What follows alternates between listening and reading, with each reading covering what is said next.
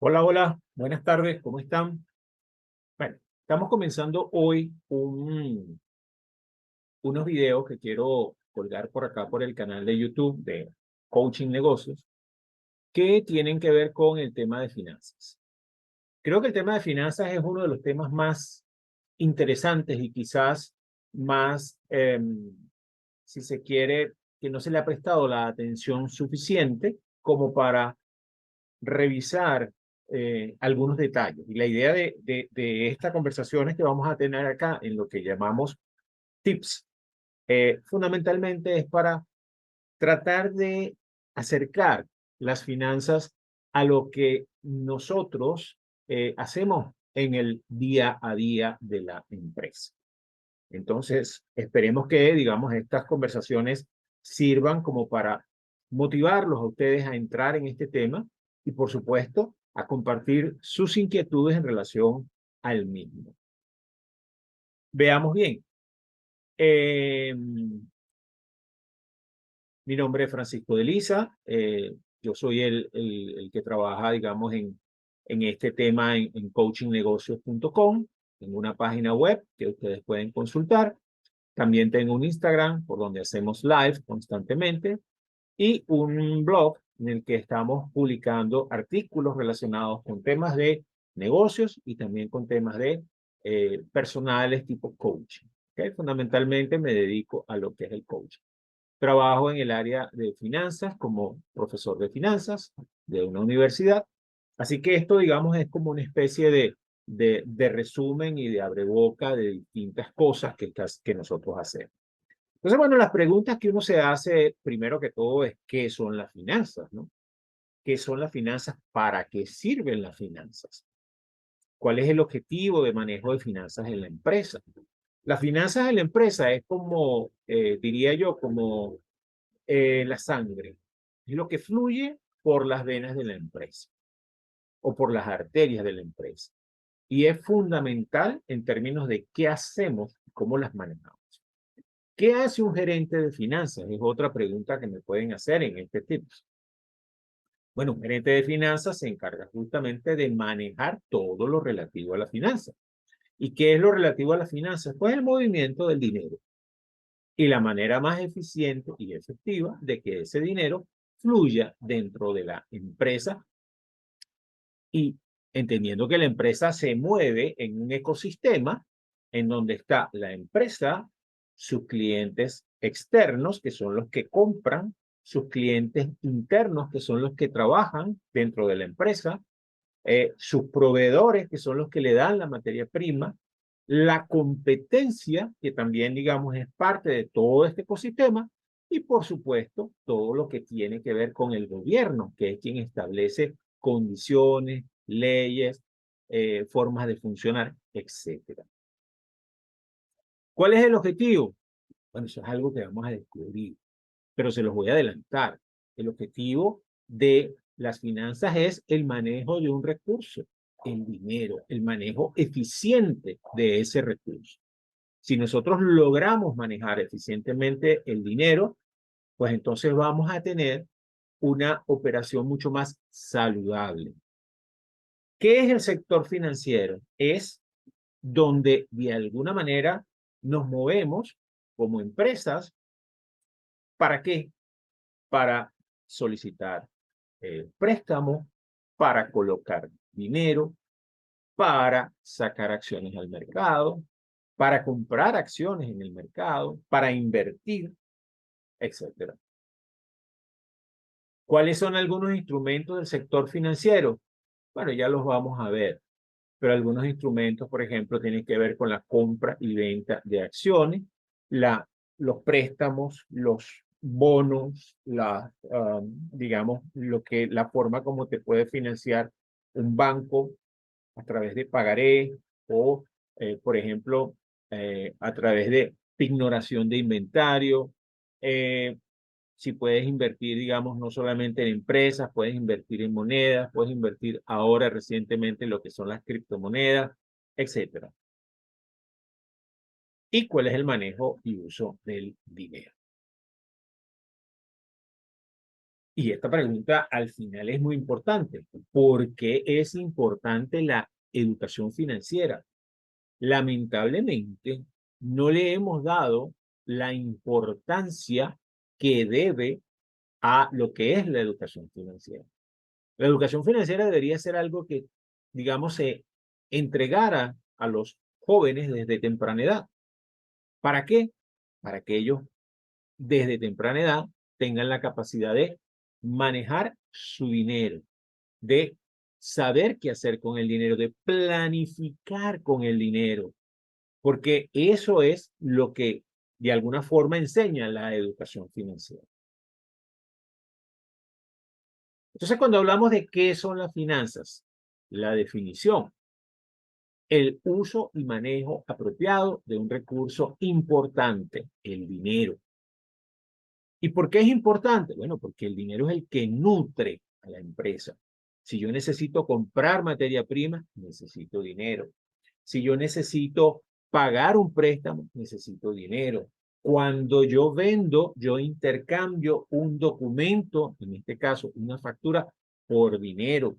Entonces, yo tengo un margen de ganancia en esa factura. Y ese margen de ganancia me va a decir a mí cómo estoy pagando lo, los gastos y los costos que tengo en la empresa. Y eso lo debo saber a través de qué? De mis cálculos de finanzas. Entonces, las finanzas podemos decir que es el uso y manejo apropiado de un recurso importante, el dinero. No es un recurso escaso, es un recurso que fluye. Y en la empresa el dinero entra y sale. Hay una parte que por supuesto se queda, que debería ser así, que son las utilidades. Tú puedes tener dividendos que le entregas a los accionistas y puedes tener utilidades retenidas que son las que tú reinviertes en la empresa. Entonces es un movimiento constante de ese recurso que es el dinero. En finanzas se trabaja eh, buscando el equilibrio entre la liquidez, el riesgo y la rentabilidad. ¿Qué significa esto? Bueno, en primer lugar, tú tienes que tener liquidez en tu empresa. ¿Qué significa? Que en la empresa debe existir dinero como para pagar las obligaciones. No solamente son las obligaciones con los proveedores, son las obligaciones con los clientes internos. Sueldos, salarios, bonos, vacaciones, prestaciones, todo ese tipo de cosas. Son las obligaciones con el gobierno, el Estado, impuestos, impuestos para fiscales, patentes municipales, todo ese tipo de cosas. Entonces, tiene que haber suficiente liquidez como para que yo pueda pagar mis obligaciones sin mayor inconveniente. Tiene, por supuesto que hay un riesgo. En el mercado hay un riesgo que yo tengo que medir. Cuando yo facturo a un cliente, yo estoy asumiendo un riesgo. Y por eso que estoy asumiendo un riesgo, estoy ganando un margen. Ese margen me permite a mí jugar entre el precio de costo de mi mercancía y el precio de venta de la mercancía. Pero ahí hay un riesgo que también hay que medir, que es que el cliente honre sus compromisos. Si el cliente no honra sus compromisos, yo tengo que asumir el riesgo y yo tengo que seguir funcionando. Recuérdense que hablé ahorita de la liquidez. Los colaboradores en la empresa no van a entender que yo no haya cobrado la factura. Simplemente ellos van a decir, bueno, ese es un problema que tienes que resolver tú. Otra cosa, yo también asumo, por ejemplo, riesgos en el momento cuando solicito financiamiento. ¿Qué pasa si yo solicito un financiamiento y resulta ser que mi utilidad, la que genero, no es lo suficientemente importante como para poder pagar las deudas en las que me comprometí? Pues entonces asumí un alto riesgo con esos préstamos que solicité. Entonces, eso también lo tengo que saber. Y por supuesto que tiene que haber rentabilidad, porque nuestro trabajo consiste en generar rentabilidad en el negocio. ¿Y con qué intención? Con generar un valor, generar una utilidad, pagar a los accionistas, que son los inversionistas iniciales, y dejar dinero para seguir reinvirtiendo en la empresa, porque la empresa necesita dinero conforme crece.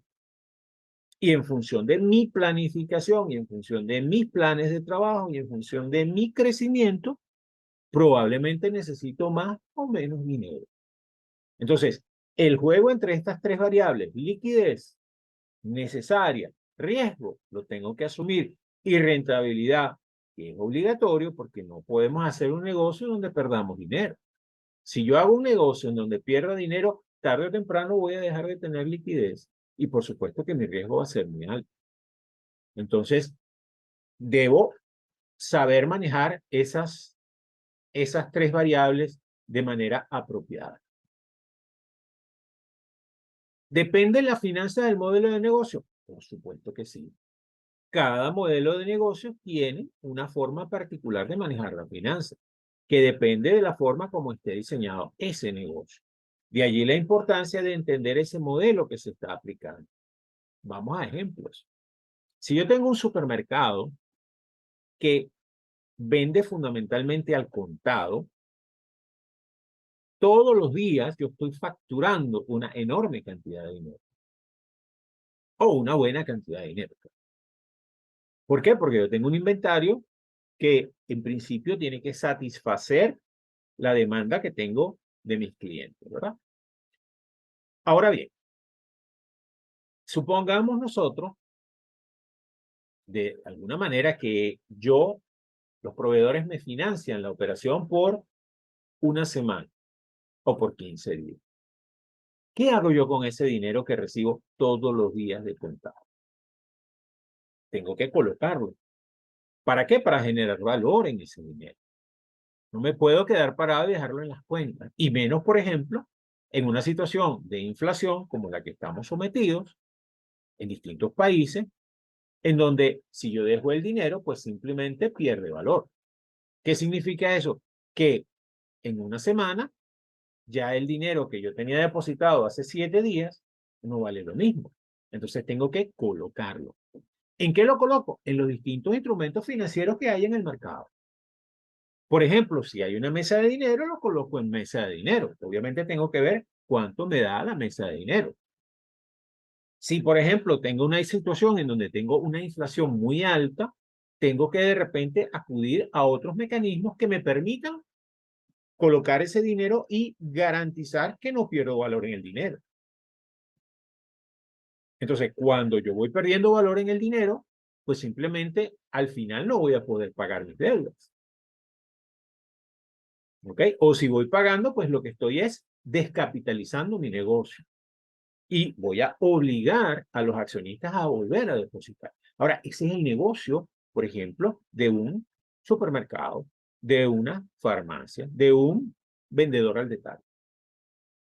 Ahora, ¿qué pasa si mi negocio es un negocio, por ejemplo, de venta al mayor?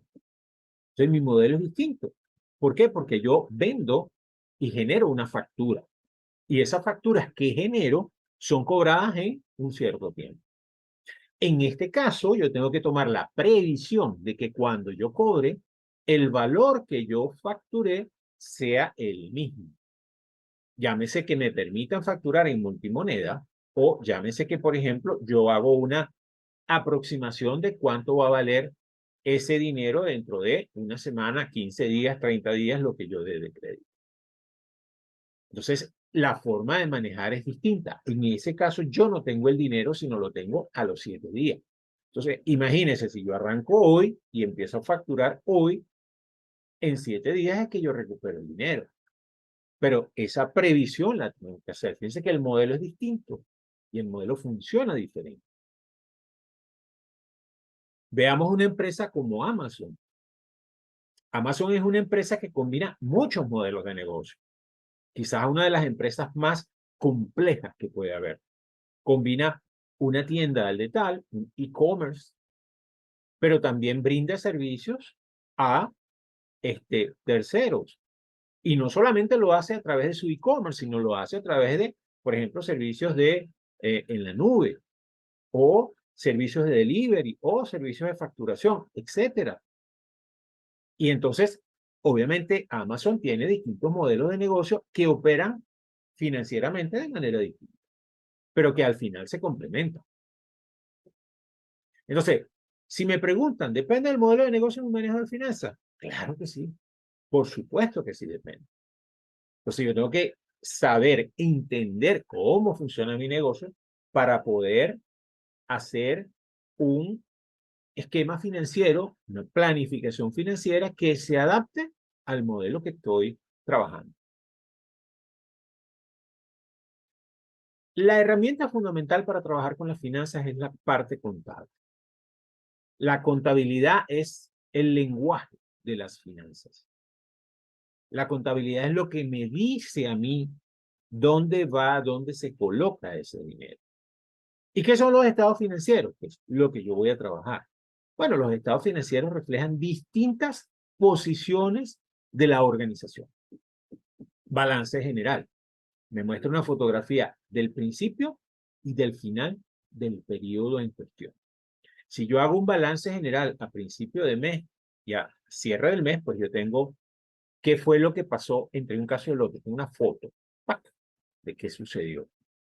Si pregunto por el estado de ganancias y pérdidas, el estado de ganancias y pérdidas me da cómo se mueve la operación entre principio y final de mes. Y veo cómo cambia. ¿Qué pasó con las ventas? ¿Qué pasó con los costos? ¿Qué pasó con la utilidad?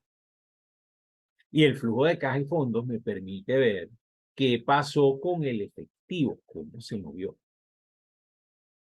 Y eso, por supuesto, tiene que ver con las variaciones del efectivo dentro de mis estados financieros anteriores, mi balance general y mi estado de ganancias y pérdidas.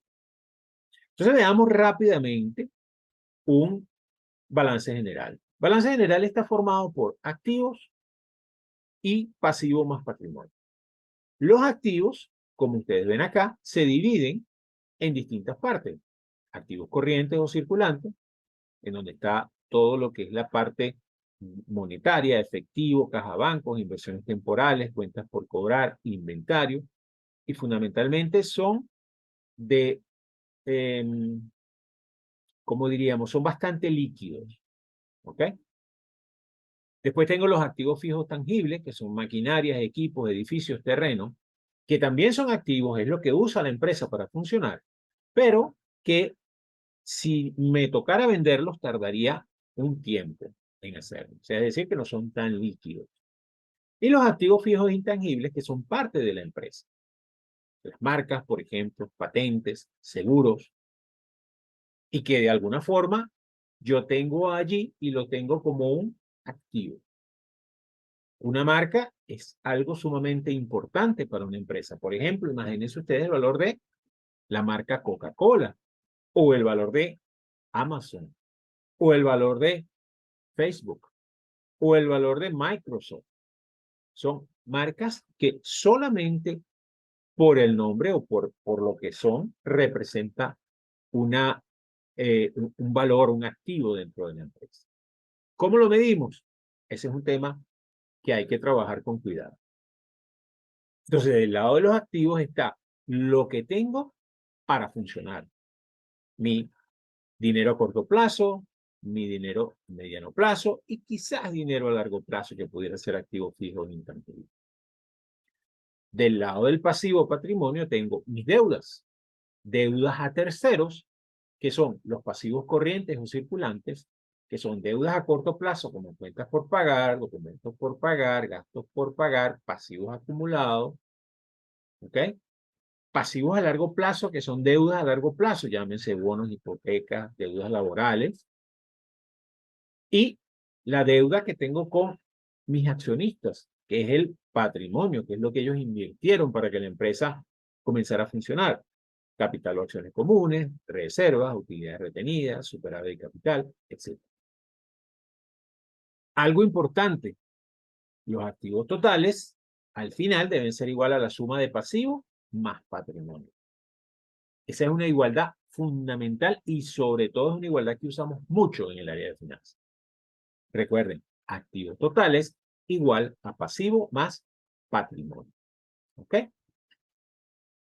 Rápidamente y para refrescar, del lado izquierdo tengo lo que tengo en la empresa, del lado derecho tengo lo que debo y del lado de lo que debo es lo que debo a terceros que no son de la empresa y lo que debo a los accionistas.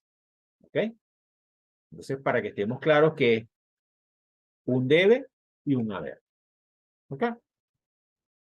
En el caso del estado de ganancias y pérdidas, tengo la operatividad del negocio. ¿Cuánto vendí? Ahí están las ventas netas, ventas brutas, menos devoluciones, que son las ventas netas. Los costos de venta, donde están los costos variables, los costos fijos, etcétera. Todo relacionado con la parte de producción. Y eso me genera, ventas menos costos, me genera utilidad bruta. Pero a esa utilidad bruta le tengo yo que restar los gastos administrativos, que realmente no son gastos administrativos, son gastos operativos.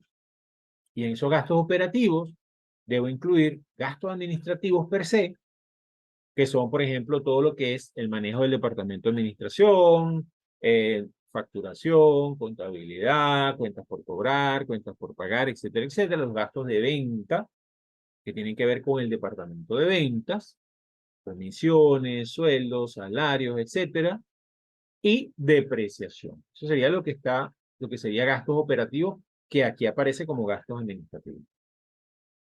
Cuando a mi utilidad bruta le quito los gastos operativos, que serían gastos de venta, gastos administrativos y depreciación, me queda entonces la utilidad operativa, que es la utilidad antes de interés e impuestos, también se le conoce de esa manera. ¿Ok? Se le llama EBIT en inglés. En la otra parte tengo otros gastos de ingresos, que serían intereses de vengados, intereses pagados, eventualidades, y tengo lo que se conoce como la utilidad neta antes de impuestos. Y esa utilidad neta le quito el impuesto, que depende de cuál sea mi colocación, mi posición, y eso me va a dar la utilidad neta. Entonces, fíjense que algo interesante es que la utilidad neta, vamos a ver si puedo, la utilidad neta es la utilidad retenida más los dividendos. La utilidad neta es la utilidad retenida más los dividendos. Disculpen, pero es que ha habido como una especie de delay aquí y se me ajustó esto.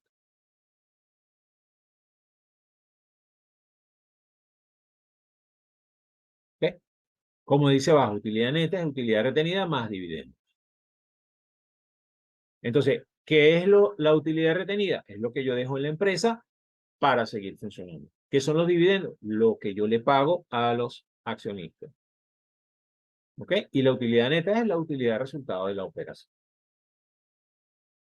A estos estados vamos a volver más adelante cuando empecemos a calcular lo que llamamos los índices financieros. Y el flujo de caja financiero, que tiene que ver con la forma como se mueve el dinero dentro de la empresa.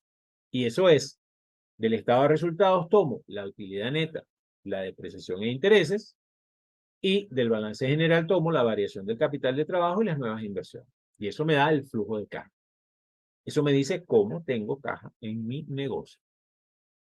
Entonces, el capital de trabajo es el activo corriente menos el pasivo corriente.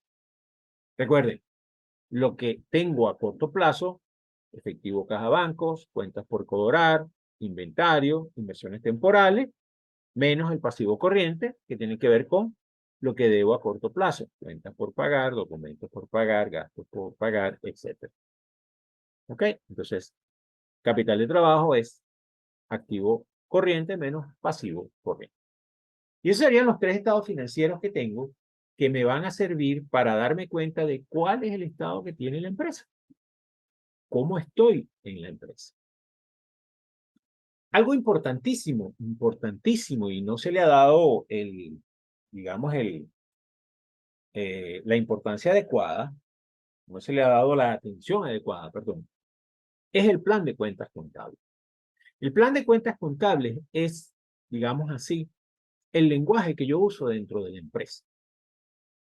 Y les cuento mi experiencia.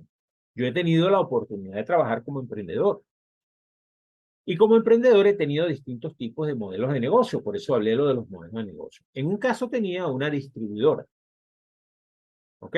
Y en esa distribuidora, pues nosotros teníamos una forma de trabajar muy parecida a la que tenemos en este caso.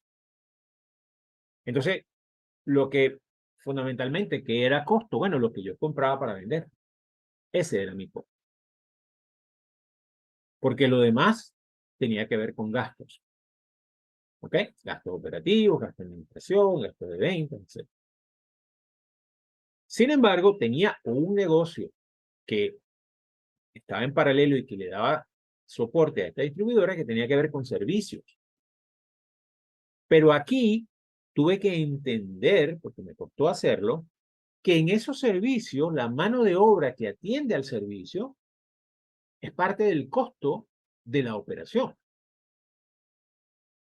Antes yo lo llevaba diferente, pero después entendí que ya va, no se puede porque estas personas que están acá están contratadas justamente para resolver los problemas del servicio. Por lo tanto, es lo que de alguna forma se le añade. Es decir, mi costo no solamente es el costo de los repuestos en aquel caso, y el costo de todo lo que yo tengo que comprar para que funcione, sino también es el costo de la mano de obra involucrada para que eso funcione.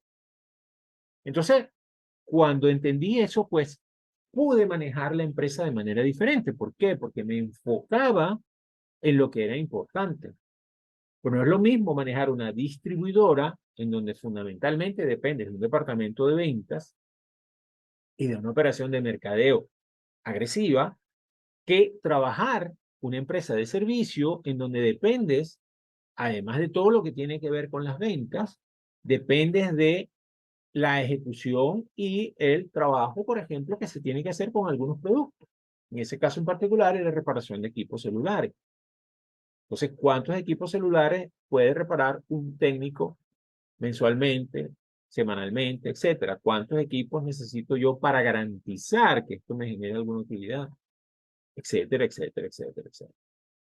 Entonces, el plan de cuentas contable es el que establece cómo funciona la empresa y cómo esa empresa está, cómo fluye, digamos, la información, importantísimo, y cómo fluye el dinero dentro de la empresa. Ese plan de cuentas contable, volviendo al tema del flujo de información, me dice dónde van las cosas. Y cuando yo al final hago un análisis de mi estado financiero, tengo que entender que para poder analizar bien mi estado financiero debo tener un plan de cuentas contable apropiado. Eso lo vamos a trabajar un poco más adelante, lo vamos a atacar. Pero quiero dejarles esta inquietud para que ustedes, digamos, lo puedan ver más adelante. Rápidamente, si los ingresos superan a los egresos, tenemos un superávit. Si por el contrario los ingresos son menores que los egresos, tenemos un déficit.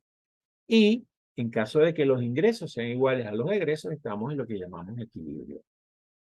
Podemos decir que si los ingresos son mayores que los egresos, tenemos una utilidad. Si es al contrario, los ingresos son menores que los egresos, tenemos una pérdida. Y si los ingresos son iguales a los egresos, tenemos una utilidad igual a cero. Pero les tengo una noticia, con una utilidad igual a cero no crece la empresa.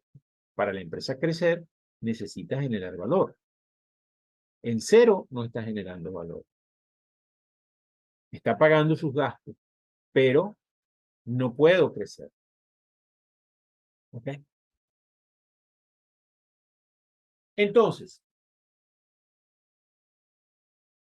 cuando vemos esta lámina en donde nos dice oportunidades de carrera en finanzas, vemos que tenemos que apuntar a mercados de instituciones financieras, bolsas de valores, fondos de inversión, trading, eh, bancos, etcétera, manejo de inversiones y administración financiera per se, que es la administración financiera en empresas. ¿Ok?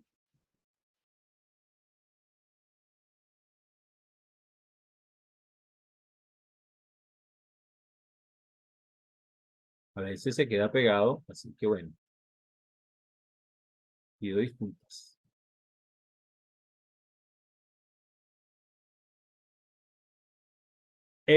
¿Dónde puedo yo trabajar con administración financiera en el siglo XXI? En el manejo del crecimiento de la empresa, manejando activos, pasivos, capital, capital de trabajo, riesgo, rendimiento. Cada una de estas, digamos, palabras tiene formas de trabajarla para optimizarla, valorando las empresas. Ese es un tema interesante e importante. Ver cómo influye la inflación sobre las decisiones de negocio. ¿Qué pasa con las instituciones financieras hoy día? Estamos en un proceso de desregulación. La globalización de los negocios como tal, los mercados globales, el manejo de la tecnología informática a través de estas nuevas empresas que son fintech, las innovaciones de productos financieros ofrecidos a los inversionistas, la cantidad de productos disponibles en este momento. Y algo que no coloqué, pero que está fundamental, es el tema de las criptomonedas, porque se ha convertido, podemos decir, en un nuevo producto financiero, pero podemos darle una atención aparte. Entonces, estas serían, digamos, dónde puedo yo enfocar mi atención a lo largo de este siglo XXI. ¿Qué puedo hacer en esta dirección? ¿Ok? Tendencias. Bueno, obviamente una mayor globalización. Sin duda alguna, el uso de la tecnología informática y las telecomunicaciones. Cada vez tenemos nuevas plataformas. Por supuesto, los gobiernos que van a tratar de mantener regulaciones importantes para poder controlar el flujo de dinero dentro de su frontera. Y vamos a una desregulación, una mayor libertad financiera. Fíjense que hasta hace 30 años más o menos, hacer una transacción con otro país era no complicado, pero no era fácil, era engorroso, tomaba tiempo. Hoy día, hacer una transacción de país a país es relativamente rápido. Existen sistemas que te permiten hacer transferencias prácticamente de forma inmediata. Bueno, de hecho, cuando le compras a Amazon desde cualquier país del mundo, si tienes una tarjeta que te permita, digamos, cargar eh, gastos internacionales, te sirve en Amazon. Puedes cargarlo y puedes comprar desde cualquier lugar del mundo. Entonces, esta globalización nos ha metido en un embudo en donde todos tenemos que, digamos, estar claros en que vamos hacia ese tema, hacia cada vez estar más interconectados.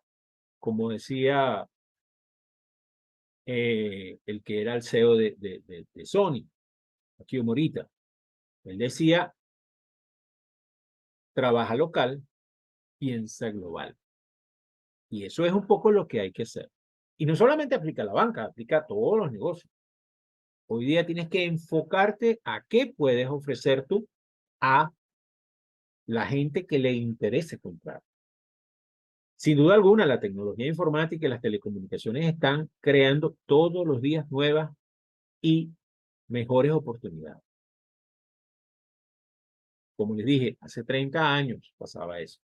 Hoy día tenemos, digamos, posibilidades de invertir desde cualquier lugar del mundo en la bolsa de valores de cualquiera de los países, sin mayor inconveniente. ¿Ok? Y cada vez tenemos más facilidades para ese tipo de cosas. Las actitudes regulatorias de los gobiernos, obviamente, en función de cómo ellos manejan su propia política. Recordemos que los gobiernos tienen políticas monetarias, políticas cambiarias, políticas fiscales. En función de cómo ellos manejan sus políticas, generan regulación. Y por supuesto, hay situaciones, por ejemplo, ahorita que la mayoría de los países está siendo afectados por una inflación, que hay ciertos controles que se imponen o se establecen. Sin hablar del tema que significa los controles que se están colocando a dinero mal habido, que por supuesto tiene que justificarse de dónde viene ese dinero, a dónde va, qué es lo que va a hacer, etcétera, etcétera, etcétera. Y esta desregulación que conduce a una mayor libertad financiera, una mayor posibilidad de generar y hacer negocio. ¿Ok? ¿Cuál es el trabajo? ¿Cuál es la labor que haría un administrador financiero en este caso? Bueno, un administrador financiero, las responsabilidades serían fundamentalmente la preparación de pronósticos y planificación, las decisiones mayores de financiamiento e inversión, la coordinación y control de las mismas y, por supuesto, la relación que tengan con el mercado financiero. Primer punto, planificar y presupuestar. Eso es lo que de alguna manera hace un financiero. Planifica, presupuesta. Eso me dice qué necesito, por ejemplo, para operar la empresa y dónde puedo colocar los excedentes de dinero que tengo en la empresa. Cómo controlo lo que está sucediendo, controlo lo que, digamos, planifiqué versus lo que estoy obteniendo y cómo tratar con estos mercados financieros. Porque recuerden que yo trabajo con mercados financieros, si se quiere, de primer piso, que son los bancos, y lo que tiene que ver seguros, etcétera, etcétera, que son oficinas de primer piso, donde yo voy, coloco mi dinero, hago algunas inversiones, solicito préstamos, etcétera, pero también tengo el segundo piso, que ya tiene que ver con inversión. Por ejemplo, donde puedo ir a sacar eh, por ejemplo, una inversión de papeles comerciales, o puedo generar unos bonos, o puedo invertir en acciones, o puedo invertir, por ejemplo, en divisas, etcétera. ¿Ok? Entonces, o puedo sacar mi empresa al mercado de valores. Todo eso es factible.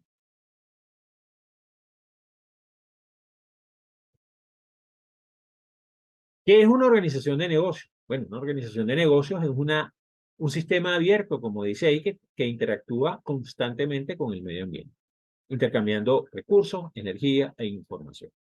Yo diría que es un sistema abierto que vive en un ecosistema en donde se conecta con otras empresas, se conecta con empresas que compiten, se conecta con lo que hablamos antes, clientes internos, clientes externos, se conecta con proveedores que pueden ser otras empresas también y se conecta con el gobierno, que es parte fundamental porque es el que establece las políticas. De alguna manera, algún tipo de política, no las políticas de la empresa, pero establece las políticas como se mueve la economía a nivel nacional. ¿Cuál es la meta y objetivo de los negocios? Pues lo que nos proponemos en los negocios es maximizar la riqueza de los accionistas. ¿Qué significa esto? Generar beneficios. Yo como accionista estoy invirtiendo en una empresa, pero cuando yo invierto en una empresa, yo espero tener un retorno a esa inversión. ¿Por qué? Porque de otra manera, si no tengo retorno a esa inversión, ¿para qué voy a colocar el dinero allí? Lo coloco en otro lugar que probablemente me genera un mayor beneficio. Entonces, mi obligación como administrador financiero es tratar de maximizar la riqueza de esos accionistas, que se traduce en la maximización del valor de la empresa. Acuérdense que el valor de la empresa son dos cosas. Uno, los dividendos que yo entrego a los accionistas como parte de su, digamos, del retorno de la inversión que ellos hicieron, pero también hay otra cosa, que conforme la empresa comienza a generar negocios, la empresa va incrementando su valor. Entonces, el inversionista no solamente gana por lo que recibe como dividendo al final del año o al final del ejercicio contable, sino que también gana dinero por el cambio en el valor de la acción de la empresa. Y ese cambio en el valor de la acción de la empresa es algo que yo recojo como parte de lo que yo invertí. Por ejemplo, un inversionista que colocó dinero en Amazon cuando Amazon comenzó en el año 94, estoy seguro que hoy Amazon representa mucho más de lo que representaba en ese momento, porque justamente eso fue parte de lo que él hizo. Invertir en una empresa que era, digamos, una empresa que estaba comenzando, una aventura que estaba comenzando, para poder tener resultados a largo plazo. ¿Ok? Entonces, el objetivo es maximizar lo que se llaman las utilidades, maximizar las utilidades del negocio, la utilidad neta, y maximizar las utilidades por acción. ¿Ok? ¿Qué es lo que se traduce? Porque fundamentalmente cuando yo genero una empresa, yo tengo que la empresa tiene una cantidad X de acción. Puede tener una acción, puede tener 1000 o 10.000 o 20.000 o lo que sea. Yo lo que estoy es maximizando las utilidades por acción. El precio de las acciones, que es la otra parte que le interesa al inversionista, depende de las utilidades por acción que yo proyecte, depende de la oportunidad de la corriente de utilidades, depende del grado de riesgo de las utilidades proyectadas, del uso de deudas y de la política de dividendos. Entonces, por ejemplo, ustedes ven en ciertos momentos del año, que normalmente son los trimestres, o sea, cada cierre de trimestre, marzo, junio, octubre, octubre, diciembre, hay mucha atención en el mercado de ver qué es lo que está pasando con las empresas.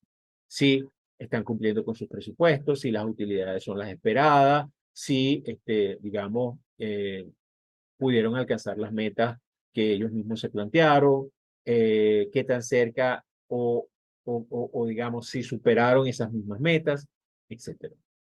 Por supuesto, tiene todo que ver con este tipo de situaciones. Cuando hablamos de deuda, en un mercado inflacionario en el que estamos moviéndonos ahorita, en donde, por ejemplo, en Estados Unidos, la política que ellos han tomado para trabajar el tema de la inflación es aumentar la tasa de interés.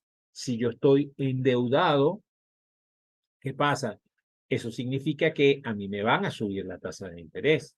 Entonces, ese aumento de la tasa de interés de medio punto, de un punto, genera para mí más gastos. Y esos gastos que genera, por supuesto, reducen mis utilidades. Entonces, estoy siendo afectado por ese tipo de planificación. Y ojo, depende, como les digo, de cada estado.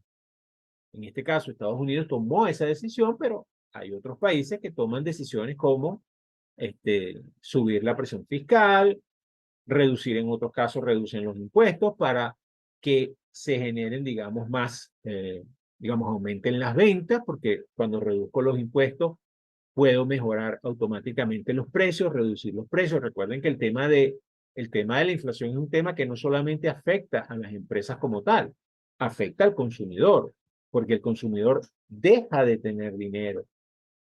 ¿Y qué sucede con el consumidor? Bueno, que el consumidor fundamentalmente va llegando al punto en donde reduce su consumo porque no tiene, digamos, la cantidad de dinero a la que estaba acostumbrado. Entonces reduce su consumo o cambia sus hábitos de consumo, que es un tema distinto, ¿no? Pero que, bueno, que afecta, por supuesto, a la empresa. Entonces, desde el punto de vista de finanzas, yo tengo que ver qué es lo que está sucediendo. Si yo veo que las ventas están bajando, entonces eso inmediatamente repercute en mi pago de deudas, en mi política de dividendos, en mi utilidad generada, etc. Los mercados financieros, para definirlos en general, es el ámbito donde las personas en las organizaciones que desean solicitar dinero en préstamo entran en contacto. Si yo tengo una empresa y necesito un préstamo o deseo un préstamo, yo me acerco a un mercado financiero, banco en este caso, para que me financie una operación.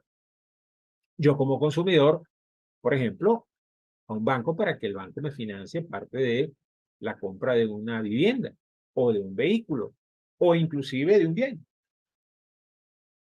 Entonces el mercado financiero actúa de esa manera dándome el préstamo a cambio de que recibe unos intereses y unos beneficios, que es para lo que ellos fundamentalmente están diseñados, porque ellos lo que son intermediarios financieros. ¿Okay? Entonces, ese es el mercado donde yo solicito dinero en préstamo. ¿Por qué? Porque, bueno, ellos reciben dinero de los ahorristas y ese dinero lo tienen que poner a producir. ¿Cómo lo ponen a producir? A través de préstamos.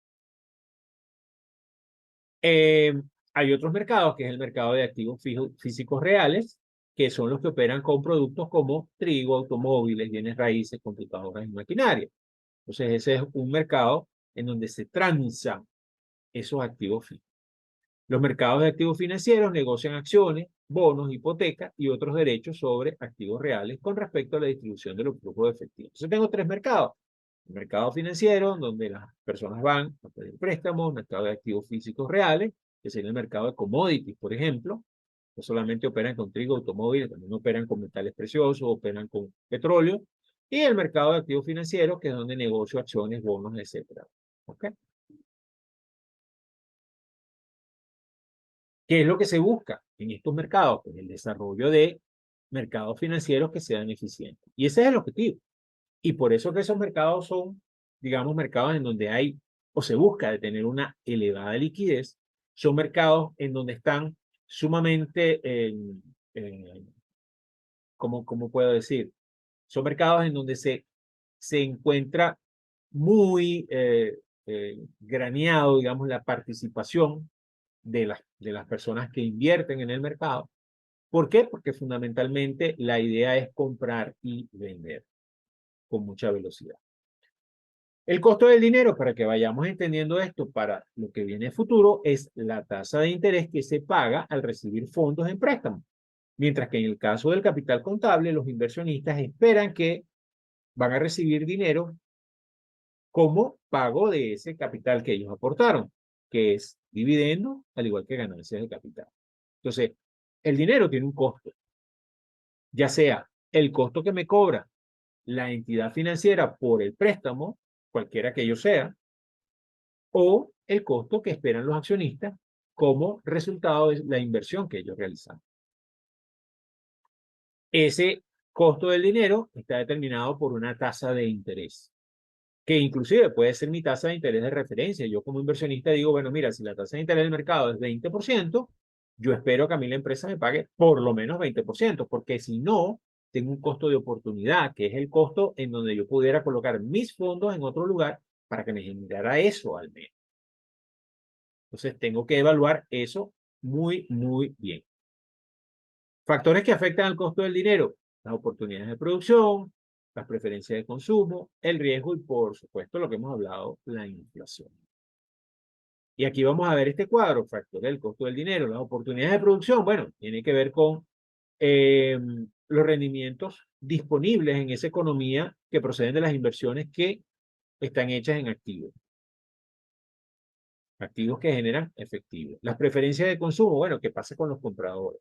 Como les dije, de repente hay compradores que, debido a este tema de la inflación, pues reducen sus compras o se ajustan, porque simplemente no disponen de dinero como para poder invertir o gastar tanto como antes. El riesgo en el contexto de un mercado financiero es la probabilidad de que un activo no gane lo que se espera. Y la inflación, la tendencia de los precios a aumentar a través del tiempo. Entonces, estos son los factores que influyen en el costo del dinero. ¿Por qué? Porque esos determinan la tasa de interés que se cobra. Entonces, si yo, por ejemplo, veo que tengo inflación, pues, yo necesito una tasa de interés que de alguna manera me garantice que no voy a perder el dinero que yo estoy prestando por inflación. Imagínese si yo te presto dinero al 20%, pero la inflación es del 30%, simplemente tú me pides prestado y al final del periodo yo perdí 10%. ¿Ok? Lo mismo, si baja el consumo y resulta ser que no vendí lo que yo esperaba, pues entonces lo que yo presté no tiene el mismo retorno. Y así sucesivamente con los otros temas. El riesgo: si la empresa no me da la utilidad que yo esperaba, entonces significa que de alguna manera el que está afectado soy yo, porque soy el que está perdiendo, en este caso, el dinero. Bien, la tasa de interés podemos definirla como una tasa libre de riesgo, más una prima por inflación, más una prima por riesgo de incumplimiento, más una prima de liquidez o comerciabilidad, más una prima de riesgo al vencimiento. Fíjense que la tasa de interés es la tasa de interés libre de riesgo, la tasa de interés base, le añado la inflación, le añado el riesgo que puede tener, le añado la posibilidad de que no sea tan líquido ese activo que estoy comprando y el riesgo de que al vencimiento no sea honrado el compromiso. Y aquí también a veces tenemos que incluir el riesgo país, que es otro riesgo, está dentro de todos esos riesgos que están ahí metidos. ¿Ok? Efecto de las tasas de interés: como los intereses son un costo y se reflejan dentro de mi balance y se reflejan dentro de mi estado de ganancias y pérdidas, mientras más altas sean las tasas de interés, por supuesto, más bajas serán las utilidades. Como les dije hace rato, si el fondo, por ejemplo, de Reserva Federal, el Fed en Estados Unidos, decide aumentar las tasas de interés, eso implica que mi proyección de utilidades baja, ¿Por qué? Porque tengo que pagar más en intereses. A mayor tasa de interés se reduce la actividad económica y esto a su vez afecta las utilidades corporativas. ¿Por qué? Porque al subir la tasa de interés se reducen mis beneficios, entonces yo voy a ser un poco más cuidadoso con mis inversiones. No es que no lo sea, pero voy a evaluar las inversiones, que al final vamos a ver cómo se evalúan las inversiones para ver qué decisión tomar. Si sube mi tasa de interés, pues ya las inversiones tienen que tener un piso más alto para yo poder tomar esa decisión de invertir o no. Y por último, también tenemos que entender la forma como las tasas de interés influyen a corto y a largo plazo. Recuerden que a corto plazo afectan ¿a qué? A mis pasivos a corto plazo y por supuesto a mis activos. Y a largo plazo afectan ¿a qué? Afectan a mis pasivos a largo plazo. Recuerden que en el balance aparecen pasivos corto plazo, pasivos largo plazo, activos corto plazo, activos largo plazo. ¿Ok? Y finalmente, hoy, en este primer tip, ¿qué te llevas? ¿Qué te pareció esto? ¿Qué te pareció esta conversación? A mí me encantaría que me dejaras un comentario para, por supuesto, ver qué te pareció a ti esto y cómo lo puedo mejorar. ¿Cómo puedo yo mejorar este tipo de presentaciones de manera que te sea útil para lo que tú estás buscando? Por supuesto, lo que pretendo es dar como una especie de resumen general. No me quiero meter en este momento en temas complicados. Iremos poco a poco avanzando en el tema de las finanzas, en el tema de la empresa y dando cada vez, digamos, tips. La idea de hoy era presentar el tema, qué significan, presentar los estados financieros, cómo la tasa de interés influye, cómo cambia, y bueno, qué pasa con los mercados financieros. Para el próximo tip, vamos entonces a conversar un poco sobre qué hacer con esa tasa de interés, porque hay distintas tasas de interés, y eso lo vamos a ver en el próximo tip.